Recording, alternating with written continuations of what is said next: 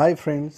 তো এই ভিড়টা দেখে বুঝতে পারছেন অনেকে এটা কোথায়, আবার অনেকে বা বুঝতে পারছেন না। এটা অ্যাকচুয়ালি শ্রীরামপুর হেরিটেজ উৎসব যেখানে হচ্ছে, ওখানের সামনের চার্চটা। দেখুন, আমি গেছিলাম তখন 9:15 বা 9:20 হবে। তখন ভিড় অনেকটা কিন্তু কমে গেছিলো, তারপরেও দেখুন এতটা ভিড়। আমি যা শুনলাম সন্ধ্যাবেলা নাকি পা রাখার জায়গা ছিল না। আর এই চার্চটা কিন্তু খুবই সুন্দর সাজিয়েছে।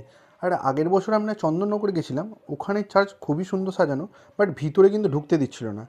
আজ আমরা এখানে শ্রীরামপুরে গিয়ে দেখলাম এখানে কিন্তু ভিতরে ঢুকতে দিচ্ছে। আর এই যে আমরা ভিতরে ঢুকছি, লাইন করে সবাই ঢুকছে। আর চার্চের ভেতরটা দেখুন খুবই সুন্দর।